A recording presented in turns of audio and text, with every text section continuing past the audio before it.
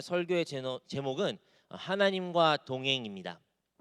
여러분, 동행이란 단어를 들으실 때 어떠한 생각이 드시고 어떠한 이미지가 먼저 그려지십니까? 저는 이제 동행이란 단어를 들을 때마다 한 남녀가 함께 걸어가는 모습을 상상하곤 합니다. 동행하다 함께 그 길을 걷는 것이 너무나도 아름답고 그 동행한 여정의 길이 시작뿐만 아니라 마치는 것까지 함께하는 것이 진정한 동행이란 참된 의미라고 저는 생각합니다.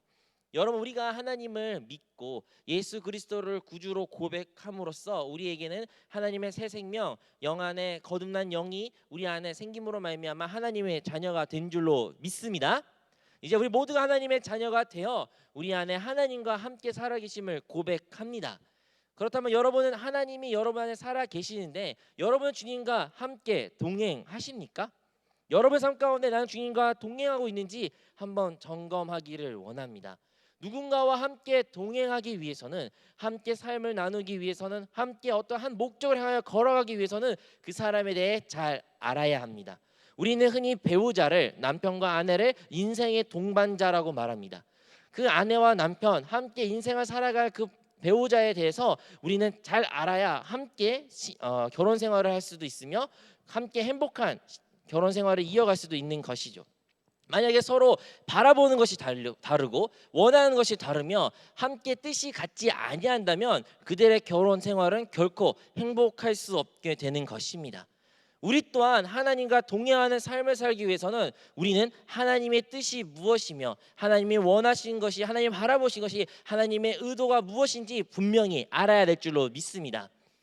우리의 뜻도 있습니다. 우리의 원함도 있습니다. 우리의 소원도 있습니다. 하지만 하나님 보고 우리의 뜻대로, 우리의 소원대로, 우리가 원하는 대로 이루라고 하나님 생각 바꾸세요 말하는 것은 너무나도 미련한 것입니다. 하나님은 전지전능하시고 그 무엇보다 잘 아시며 우리를 사랑하시는 분이시기에 그분이 가지고 계신 뜻이 우리 뜻보다 크시고 그분의 사랑이 우리가 계획한 것보다 더 크시기에 우리는 우리의 생각과 우리의 뜻을 변화시켜 바꾸어 하나님의 뜻과 하나님의 원하는 대로 우리가 바꿔야 되는 줄로 믿습니다. 그런 지혜가 우리 모두에게 함께 있기를 소원합니다. 그렇다면 우리가 하나님의 뜻을, 하나님과 동행하기 위하여 하나님이 되어 알기를 원하는데 그 세 가지를 여러분과 함께 나누기를 원합니다. 오늘의 본문의 말씀을 통해 우리가 첫 번째 기억해야 되는 것은 우리 하나님은 죽은 자를 살리시는 하나님이라는 사실을 분명히 알아야 합니다. 오늘의 로마서 본문의 말씀에 분명히 기록되어 있습니다. 우리가 믿는 하나님은 죽은 자를 살리신 하나님이십니다. 하나님은요, 산 자를 살리시는 분이 아니에요. 너무나 다양한 그 살아있는 존재를 다시 살게 만든다는 분이 아니라 도리어 우리가 상상할 수도 없는 바로 죽은 자를, 죽은 것을 살리시는 분이 우리 하나님이신 줄로 믿습니다. 왜 하나님은 이러한 분이어야 될까요? 왜냐하면 아담과 하와가 하나님으로부터 범죄하여 하나님의 뜻으로부터 멀어짐으로 말미암아 그의 영들은 죽었습니다. 그들은 영원한 생명을 누릴 수 없는 존재가 되어버린 것입니다. 그들은 범죄한 것입니다.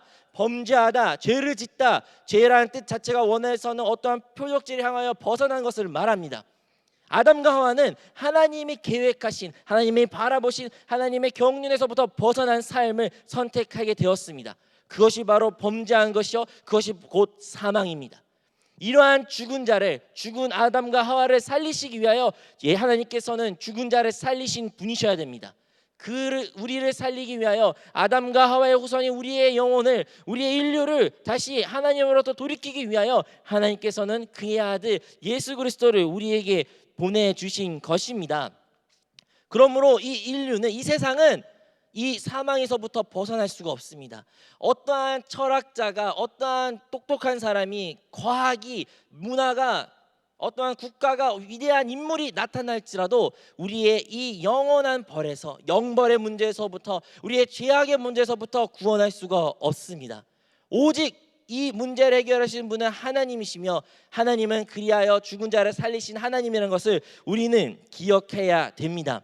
하나님에게는 부활을 시킬 수 있는 능력을 가지고 계신 분입니다. 우리 하나님은 부활의 하나님이십니다. 하나님께서 죽은 자를 살리시는 분이십니다. 우리의 죽었던 영을 살리신 하나님께서 오늘도 우리의 삶 가운데 모든 현장 가운데 살리시며 우리의 죽었던 영을 살리신 하나님의 놀라운 능력이 우리뿐만 아니라 모든 인류 가운데 하나님의 사람들에게 동일하게 역사하는 줄로 믿습니다. 여러분, 어떻게 이것이 가능합니까? 아까 말한 것처럼 이것은 오직 예수 그리스도를 통해서 가능해진 것입니다. 여러분, 하나님이 죽은 자를 살리신 것이 그냥 값없이 공짜로 말씀으로 이루신 일이 아닙니다. 우리를 살리기 위하여, 우리의 죽었던 영혼을 다시 한번 새 생명으로 소생시키기 위하여, 우리의 죄값을 치르기 위하여 하나님은 그의 독생자 하나뿐인 그의 아들인 예수를 이 땅에 보내시어 낮고 낮은 사람의 육신에 입게 하심으로 그를 죽이셨습니다. 그의 죽임으로 말미암아, 그의 피값과 피와 물을 다 쏟음으로 말미암아 우리가 생명을 얻은 것입니다. 여러분, 그 예수 그리스도의 피값을 하찮게 여기지 마십시오. 주님의 그 피값으로 말미암아 여러분이 영원히 영벌에 우리가 머무를 수밖에, 우리의 존재를 하나님께서는 다시 살리심으로 말미암아 우리는 영생을 누릴 수 있게 되는 것입니다. 여러분, 그리하여 우리 이 땅 가운데 살아가면서 흔히 착각하는 한 가지가 있는 것인데, 우리가 어떠한 공부를 많이 하고 종교를 갖고 착한 일을 많이 하며 수양을 많이 하고 책들을, 사람들의 좋은 관계를 많이 맺으면 우리가 좋은 존재로 바뀔 거라는 착각 속에 살 때가 참으로 많습니다. 하지만요, 우리가 어떠한 공부를 하고 어떠한 시간을 쏟을지라고 어떠한 철학에 몰두하고 어떠한 사람의 가르침에 우리가 아무리 시간을 많이 빼앗길지라도 우리의 존재적인 문제는 해결되지 없습니다. 윤리나 도덕 같은 것도 아무리 우리가 따르려고 하고 지키려 할지라도 이 윤리의 도덕은 이 사회를, 우리의 영혼을 구원시킬 수 없습니다. 오직 우리를 구원하실 수 있는 분은 예수 그리스도밖에 없습니다. 여러분, 예수 그리스도만이 유일한 답이시오. 예수 그리스도만이 우리의 구원의 이름이시오. 예수 그리스도만이 우리가 오늘도 찬양하고 그분의 이름만이 높여드려야 합니다. 그 예수 그리스도의 피값이 오늘도 여러분의 큰 은혜가 되어 감사와 하나님께 영광을 돌리는 주님의 성도들이 되시기를 바랍니다. 여러분, 이 죽음이란 것이 우리의 영혼의 죽음뿐만 아니라 우리의 환경의 죽음에서 통해서 우리는 하나님의 놀라운 부활의 능력을 체험하게 됩니다. 오늘의 본문에 나왔던 이 아브라함의 존재는 그가 75세에 그 늙은 나이에 하나님으로부터 부르심을 받습니다.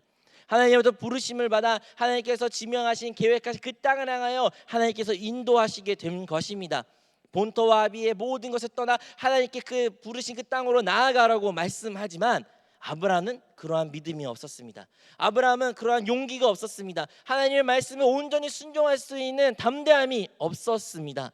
그리하여 그는 그가 사랑했던 조카를 데리고 가지고 있는 많은 가축과 재산을 데리고 나왔으며 노예들을 들고 갔고, 그리고 하나님의 말씀에 순종하는, 세상과 자기의 생각과 하나님의 말씀에 같이 그의 신앙생활이 시작된 것입니다.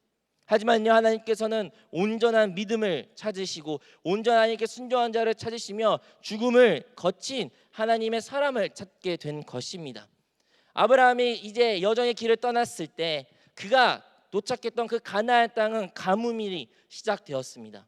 모든 것이 메마르기 시작했습니다. 땅은 메마르고 어떠한 물도 없으며 풀은 자라지 아니하고, 그리하여 그의 모든 가축들이 죽기 시작한 것입니다.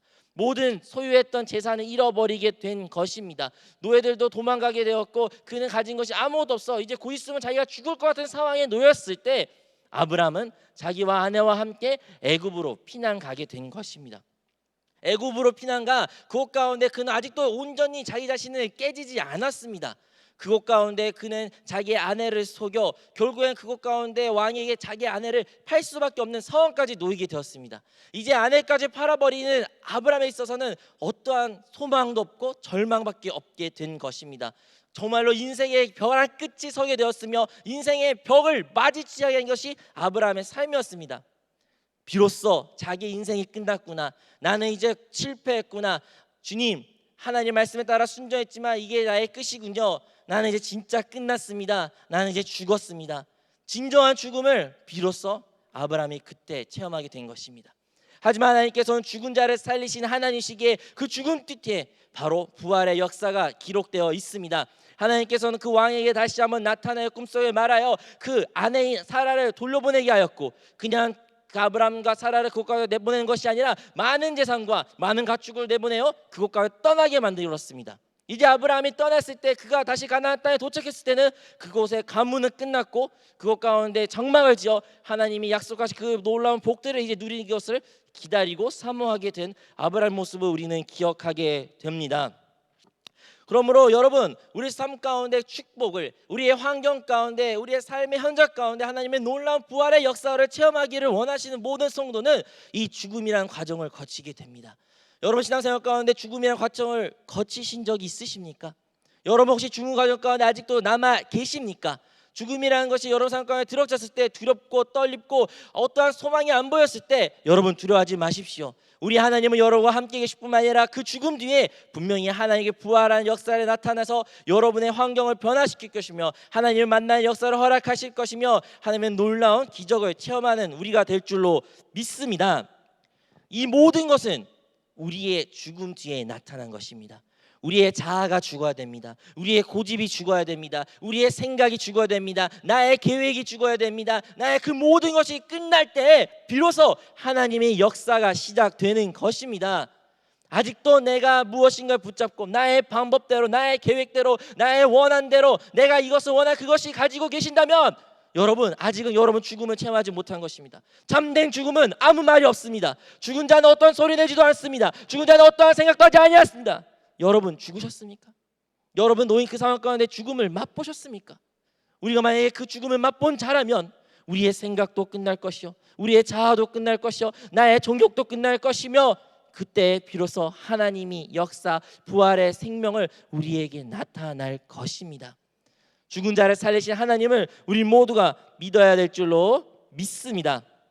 아브라함뿐만 아닙니다. 아브라함이 100세 낳은 귀한 아들을 이삭을 낳게 됩니다. 이제 이삭을 낳은 아브라함은 이제 이삭을 아름답게 하나님의 약속한 그 모든 것을 이룰 거라 생각했는데, 이 이삭 또한 그가 이제 생각할 수도 있고 자기의 판단을 내릴 수 있는 그 나이에 되었을 때 하나님께서 아브라함을 불러시어 그의 독생자의 아들을 하나님께 바치라는 말을 합니다. 결국에 모리아 산에 올라가게 되어 아브라함은 이삭을 죽이려 합니다. 하지만요, 우리가 기억해야 되는 것은 이삭은 어떠한 의지 없이 그곳에 끌려가 의지 없이 그곳에 죽음을 맞이한 자가 아닙니다. 그는 하나님께서 자기를 원하는 것을, 하나님께서 자기를 제물로 드리는 아버지의 말이라는 것을 기꺼이 알았고, 그리고 기꺼이 그것을 순종한 자가 이삭이었습니다. 이삭은 그 죽음을 순수히 받아들인 것입니다. 그 순수히 받아들인 죽음을 아무한 저항도 없이 있는 그대로 아브라함이 자기 아버지가 자기를 포박한 것을 그대로 내둔 채 이삭은 이제 제단 위에 올라가 죽음을 맞이하는 그 순간에 하나님께서는 아브라함을 부르십니다. 아브라함아, 아브라함아, 그 아이를 손대지 말아라. 그리고 이삭에게 다시 한번 새 생명을, 부활의 생명을 허락하셔서 새 생명을, 새 인생을 살게 하여 주셨고, 그 위에 놀라운 축복들이 이삭의 평생에 함께하게 되는 것입니다. 이삭뿐만 그런 것이 아니라 야곱도 마찬가지입니다. 여러분, 야곱은 어떠한 인물이었습니까? 야곱은 속인 자였습니다. 야곱은 사기꾼이었습니다. 야곱은 자기 아버지를, 자기의 형을 속인 것뿐만 아니라 자기의 삼촌을, 외삼촌을 속였습니다. 자기가 죽을 수밖에 없는 상황 가운데 자기의 목숨을 구해줄 그 외삼촌조차도 20년 동안 그 살아가면서 수많은 재산을 강탈하였고 그 가운데 속이며 결국엔 거기 도망간 신세로 그 살아간 것이 야곱의 삶이었습니다. 그 야곱이 자기 꾀가 많어, 지혜가 많어, 경험이 많어, 물론 많은 재산을 축적하였고 많은 것을 가지며 그 땅에 나왔지만 그가 돌아가야 할 때는 다름 아닌 형을 만나러 가는 그곳이었습니다. 형은 어떠했습니까? 형은 더 많은 400명에 되는 군사를 데리고 야곱을 죽이러 온 것입니다. 뒤로 갈 수는 없습니다. 뒤로는 자기의 외삼촌이 자기 죽일 것이라고 말했고 앞으로도 할 수 없습니다. 앞으로도 자기의 형이 자기 죽일 것만 기다리고 있습니다. 이제는 어떠한 선택도 할 수 없는 가운데 먼저 자기의 재물을 보내고 자기 재산을 먼저 보내고 자기의 아내도 보내고 자식도 보내고 결국 혼자 야복강의 앞에서 혼자 홀로 남게 된 것입니다. 심지어 그 홀로 남을 때도 어떻게든 도망갈 생각에 궁리에 그는 고민에 빠진 한차일 때 바로 그때 주님께서 함께 그와 씨름하기 시작한 것입니다. 씨름가는 야곱, 그에게 가운데 씨름을 끝없이 하는 밤새도록 씨름 가운데 결국에는 그 천사가 야복강의 뼈를 침으로 말미암아, 엉덩이 뼈를 침으로 말미암아 그는 이제 절게 된 것입니다. 그 상황 가운데 이제 야곱은 죽은 것입니다. 이제 야곱은 도망갈 수도 없습니다. 이제는 두 다리도 없습니다. 절름발이로서 형의 군대로부터 도망갈 수 없는 그 죽음을 그는 받아들이게 된 것입니다. 그 죽음을 받아들일 때 야곱이 구한 것은 단 한 가지, 그 주님으로부터 자기에게 복을 달라고 간절히 구한 것입니다. 이제는 자기의 꾀를 자기의 생각대로 자기의 계획대로 살아가는 것이 아니라 하나님만이 나를 구원하여 주시옵소서. 하나님만이 나에게 복을 주시옵소서. 주님만이 나의 길을 열어주시옵소서. 하나님께 온전히 자기 자신을 드린 야곱의 모습이 변화된 것입니다. 그가 그 모습이 죽음을 맞닥뜨릴 때 주님께서는 그에게 새 이름을 주시며 이스라엘이라고 불러주시고, 결국에는 이스라엘은, 야곱은 다리를 저르면서 형에게 나아갑니다. 그가 절름발리로 한 걸음 한 걸음 형한테 나아갈 때 하나님께서는 그 형의 마음을 바꾸십니다. 그래야 형이 그 동생을 바라봤을 때 죽이고 싶었던 동생이지만 하나님의 감동에 따라 결국엔 그를 안게 되었고 함께 울게 되었고, 도리어 죽이려 했던 그 사방의 군사가 그를 호위하며 그를 지키는 군사가 변화버린 역사가 그 야곱 인생 가운데 나타난 것입니다. 사랑하는 성도 여러분, 여러분의 가지고 있는 죽음, 환경, 어떠한 상황 가운데 놓여 있든지 간에 그 끝 뒤에는 항상 주님의 부활이 있다는 것을 기억하십시오. 여러분이 아직 여러분의 자아가, 여러분의 생각과 여러분의 계획과 꿈과 여러분의 그 모든 것이 끝나지 않았기에 우리는 기적을 체험할 수 없는 것입니다. 여러분의 끝이 곧 하나님의 시작임을 기억하는 우리 모든 성도들이 되시기를 주님의 이름으로 축원드립니다. 둘째로 우리가 기억해야 되는 것은 하나님은 없는 것을 있는 것 같이 부르신 하나님이라는 것을 우리는 기억해야 됩니다. 히브리서 11장 1절에 기록되기를 믿음은 바라는 것들의 실상이요 보이지 않는 것들의 증거라고 말하고 있습니다. 여러분, 믿음이란 것은 무엇입니까? 오늘의 본문의 말씀에 이 본문의 말씀에 나온 것처럼 믿음이란 것은 바라는 것들의 실체라는 것입니다. 바라보는 것의 실체가 가진 것이 믿음의 시작이라는 것입니다. 우리의 구원은 오직 믿음을 통해서 얻어진 것입니다. 아멘. 오직 믿음을 통해서 우리는 구원을 얻습니다. 어떤 행위도 아니요, 어떤 율법도 아니요, 어떠한 우리의 자랑이 아니, 오직 믿음을 통해서 우리는 영생을 얻을 수 있습니다. 여러분, 우리의 믿음을 통해서 우리가 이 영생을, 하나님의 생명을, 하나님의 자녀되는 축복을 누릴 수 있는 자이기에 우리가 하나님의 놀라운 축복을, 하나님의 그 삶을 누리기 위해서는 하나님의 그 영적인 세계를 봐야 됩니다. 여러분, 하나님은 영이십니다. 하나님의 영이시기에 그 영적인 세계에, 그 믿음의 세계에 우리도 동참해야 됩니다. 여러분, 우리가 이 땅 가운데 하나님을 믿습니다. 눈에 보이지 않으면 믿습니다. 눈에 보이지 하나님을 따릅니다 라고 고백한 우리 모든 성도들은 그 믿음의 세계를 바라봐야 됩니다. 여러분의 눈에 보이는 현물의 3차원적인 것에 우리의 마음과 생각을 빼앗겨, 그리고 그것에 따라 나의 생각이 판단이 되고 하나님에 대하여 우리의 생각이 변하는 것이 아니라 믿음의 눈으로 바라봐, 믿음의 눈이 띄어 믿음으로써 하나님을 믿고 따라야 되는 것이 우리의 신앙 생활인 것입니다.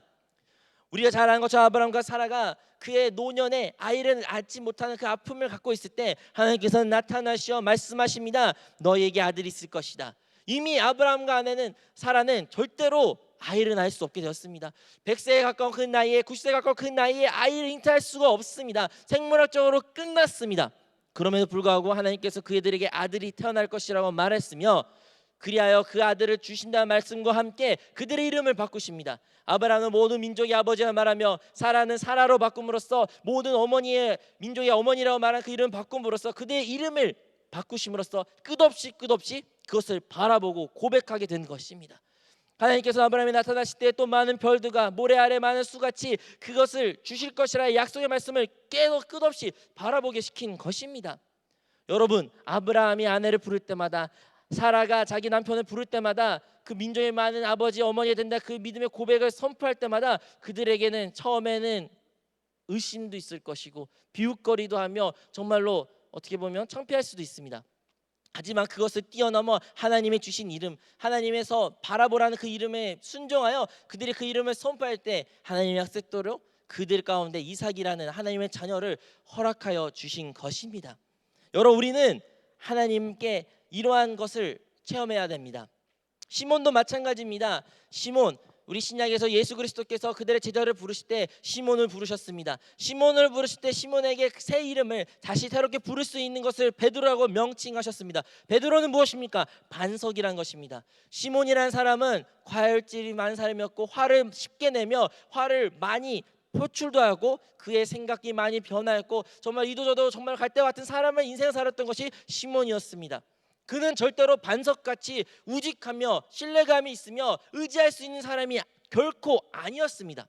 하지만 하나님께서는 그 시몬을 너는 이제부터 반석이라 부를 것이야 말하면서 베드로라고 말한 것입니다. 베드로로 말한 것입니다.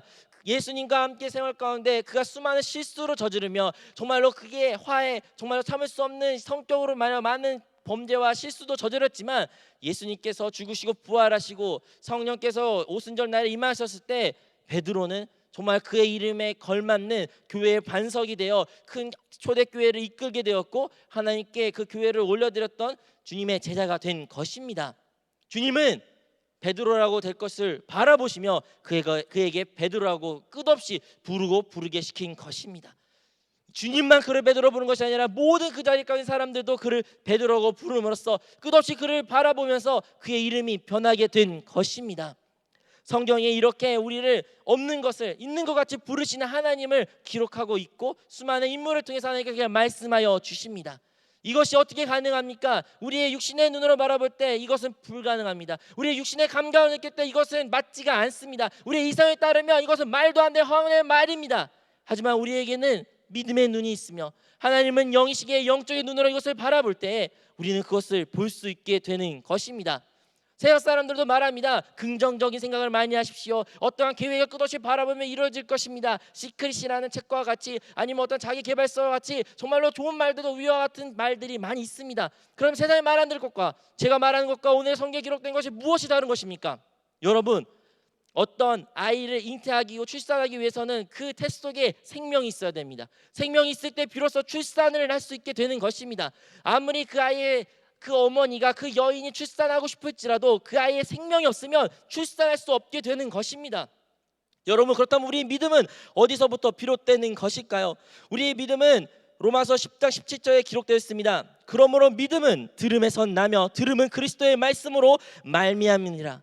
여러분, 우리의 믿음은 다름 아닌 그리스도의 말씀에서부터 비롯되는 것입니다. 그 여인이 출산할 수 있는 그 생명을 잉태하여 출산할 수 있는 여인과 같이 우리의 삶 가운데 하나님의 놀라운 기적을 체험할 수 있는 것은 우리 안에 믿음이 있는 것이요, 그 믿음은 바로 하나님의 말씀으로부터 비롯되는 것입니다. 하나님의 말씀이 그 생명이 우리 안에 있는 것입니다.